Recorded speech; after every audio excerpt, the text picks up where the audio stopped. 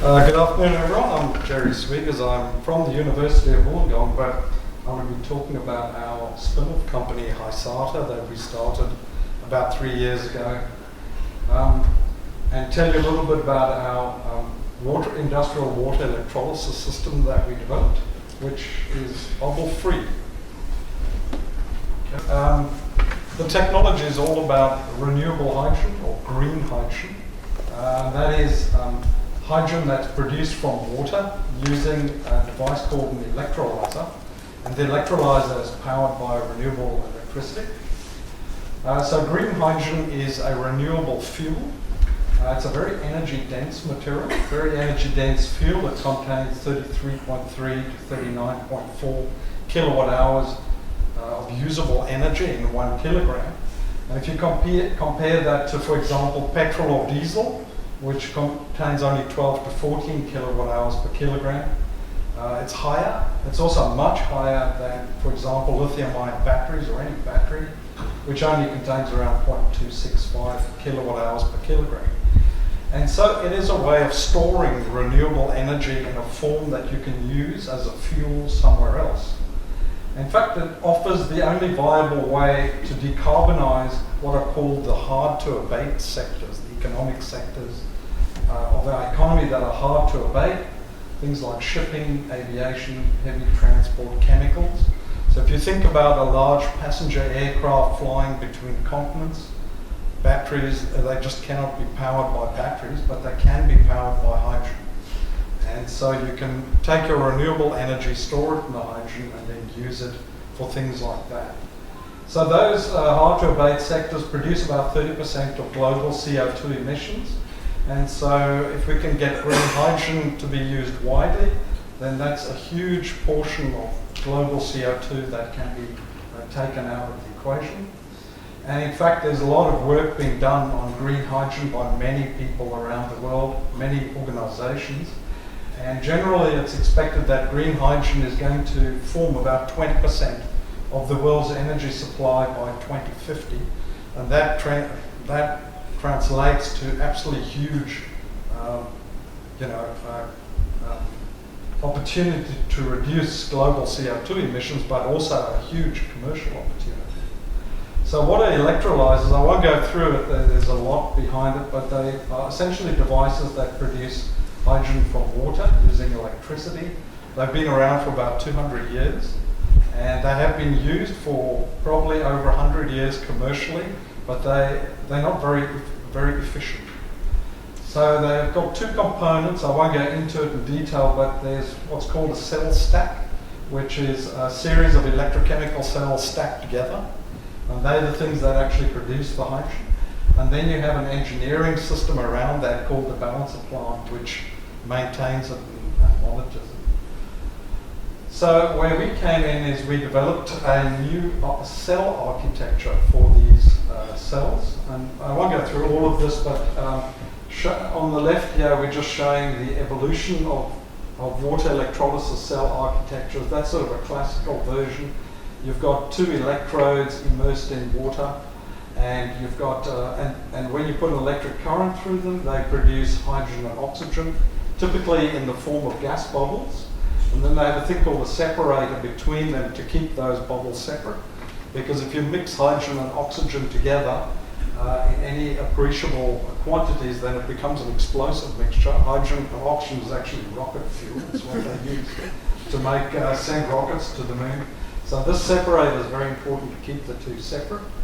And the major developments along the way, back in the 1960s actually, but started being used in the 70s, people put the electrodes tied up against the separator called a zero-gap cell to reduce the electrical resistance.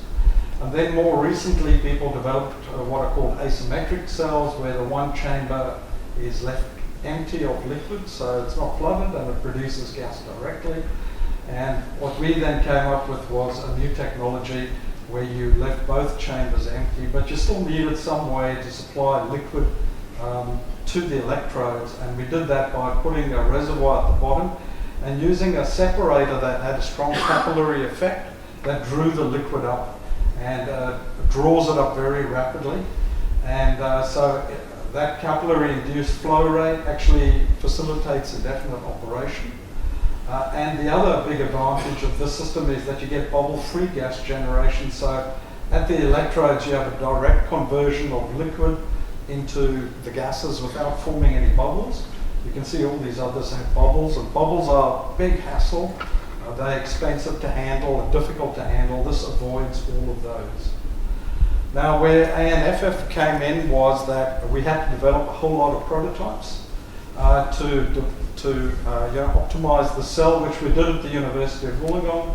This was one of our prototypes. I think this was like prototype number 5 or so, where we actually proved the technology and demonstrated, but there were others that ANFF helped us as well.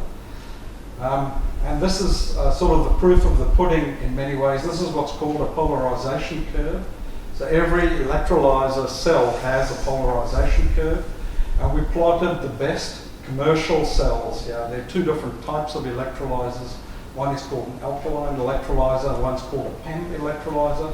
And we plotted their polarization curves here, and we compared it to our one. And really, what this is showing is that on this axis, the amount of voltage you have to apply, that tells you the energy that you're putting in. And then the current density down here tells you the hydrogen output.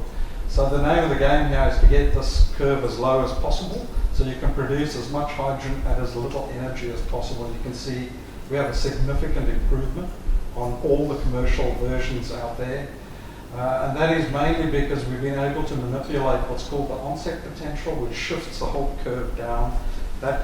We do that through the bubble-free aspect of our system. The long and the short of it is that a typical current density of an alkaline commercial electrolyzer, which is about 0.5 amps per square centimeters, we can produce hydrogen at 98% efficiency, consuming around 40.4 kilowatt hours per kilogram. And when you add in the energy consumption of the balance of plant, the total system consumes around 41.5 kilowatt hours per kilogram of hydrogen. That is actually better than the efficiency target for the year 2050 that was set by the International Renewable Energy Agency for electrolyzers. And we're doing that 30 years in advance of that target. The best state-of-the-art commercial electrolysis cells today and systems require 50 to 52 kilowatt hours. So significant improvement in energy efficiency. You just need much less renewable electricity to produce your hydrogen. And why is that important? Because 80 to 90% of the cost of making green hydrogen is the cost of the renewable electricity use. It's what's called OPEX, or operating expenditure. The other 10 to 20% is the cost of the equipment called CAPEX. That's relatively less important, but it's easier to get that cheaper than to get the energy efficiency down. And so, in fact, capillary-fed electrolyzers currently offer the lowest cost of green hydrogen at the moment, and we're expecting to be making it for less than $2 a kilogram, hopefully much less than that by 2030. And there's been just a tremendous demand for this technology. The company we set up, Hysata, is about 3 years old. It's already got $5 billion in orders, which is just astonishing.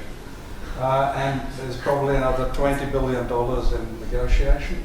So yeah, we're hoping we can really make a dent in world, in decarbonising the world going forward. So I'll stop there. These are the people who supported us, and I thank all of them. And these are the people down here, my students and colleagues at the University of Wollongong who worked with me to develop this technology, and they really did the work. I just get to talk about it. So thank you very much, and I'm happy to answer any questions.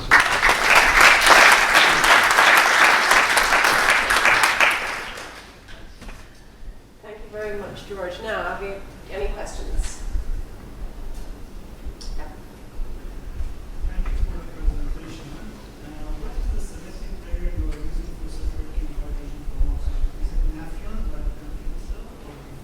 The layer? The selective layer. Yeah, we don't have a selective layer. It's a very different concept. Essentially, or maybe let me go back and I can show you how this works. So what we've got is the electrodes are tied up against the separator. The separator is drawing liquid in by a capillary action, and then the electrodes have been tuned to draw liquid out of that separator, but draw just enough out to get fully wetted, but not over wetted. So what we want and what we were aiming to do and what this system does achieve is that those electrodes get wetted with a very thin layer of liquid. And if that is thin enough, then as the electrodes produce gas, it dissolves in the liquid and migrates through and leaves. And so then you avoid bubbles. And we have various ways of proving that there are no bubbles in the system. So it's kind of different to conventional systems. So if you have something else than hydrogen and oxygen, like contaminants in water, is the problem? No, we obviously control exactly what goes in there. So you can see we have the water down here is deionized water. So it's lab grade type deionized water. And the only reason for that is because if you don't, then you will start building up contaminants. If you use tap water or something, then you will start building up contaminants in there. So we deionize it to remove that. And then we also include a strong alkaline substance called potassium hydroxide, the KOH, and that is just to make the system strongly alkaline. And it just stays there. It doesn't do anything, doesn't get changed. All it does is conduct electricity between the two electrodes. Okay, John. Sorry, this is an uninformed question. What happens to the oxygen? Well, there are various things you can. So the hydrogen obviously goes to your customer, and they can use it for whatever they want to use it for making chemicals, etc. The oxygen, there are various options for us. It really depends on the customer. Some customers can use it. So steel plants, for instance, can use the oxygen to run their blast furnaces. Other customers have no use for it, and then it's just vented. So you effectively are venting the oxygen. Please join me in thanking Gerry.